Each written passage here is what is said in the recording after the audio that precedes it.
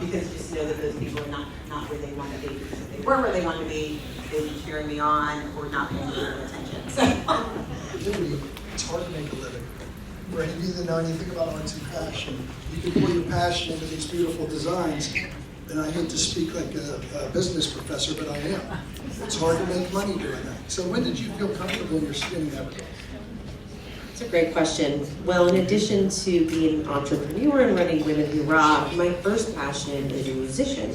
I am a musician and I still perform to this day, but so on both sides of being an entrepreneur and a musician, like you mentioned, there's a really tough path, and you have to really believe in yourself and you have to love it so much.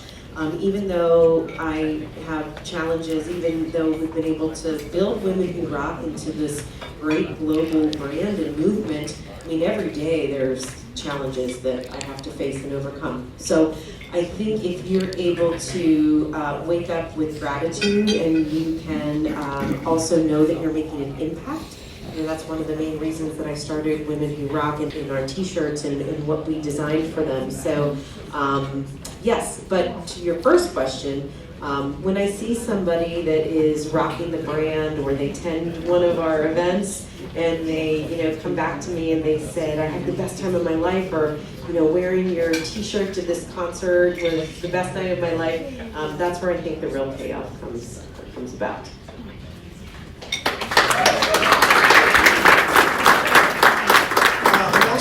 I'd like to ask Millie, who's a friend of mine I've known for a very long time, who is very successful in her own right as a buyer at public lands. You were able to see brands and people that are really trying to get their brands out there. But at times it can be very difficult, especially when you're with a lot of people that's extremely talented. So what? And I was involved with New York Fashion Week. In fact, I ran it for 4 years. I was in the restaurant business, and I came here. I had a restaurant in Lions, and Yoshi Anderson was the founder of Pittsburgh Fashion. And she left to New York. She asked me to take it over. I think we really did a great job. But to Eric's question, doing my passion, which is fashion, that wasn't my first job. As my mother would probably tell you, I'm the loud, rambunctious hyper kid.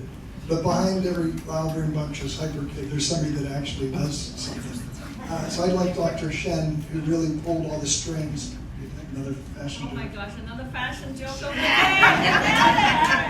So she's been behind the scenes. She showed up this morning. She had the needle thing on her wrist. It's called needle cursion, right? So I'm going to let you just wrap things up with what your whole thoughts when you and I talked about this a way back and a few comments there. Thank you so much, Eric. First of all, thank you guys for coming. I hope you had a blast.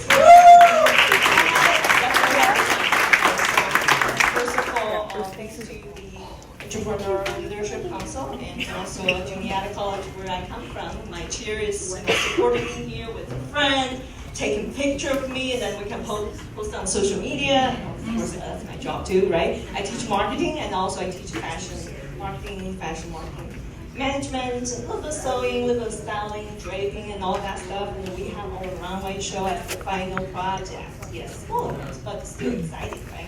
And so, Eric reached out to me through my colleague, and then we started to exchanging emails, phone, text message, every day, and say, hey, we put our heads together. We're gonna, try to encourage an entrepreneurial mind and passion for fashion, kind of. Young people who want to have their brand, have their voice, try to get very inclusive and also diverse. All the voice out, because fashion is very expression. It's a beauty, it's art and all that. So I said, hey, fashion show will be a great event to put everything together. It's gonna be like a very beautiful pearl necklace, right? And I'll put all the nice things together. Okay, so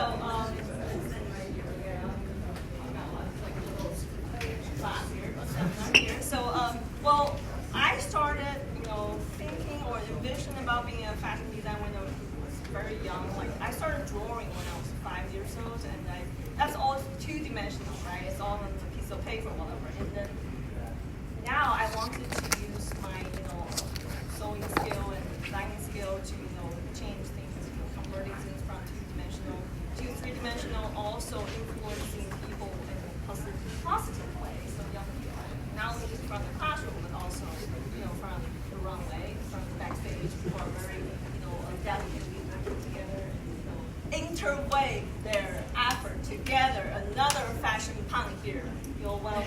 And other things, I really appreciate this kind of opportunity and venue. And started in downtown, offer this wonderful venue here. And then we have Jess Ben from Junior College where I teach and all that. So hopefully you can bring Jess here and anything else from here.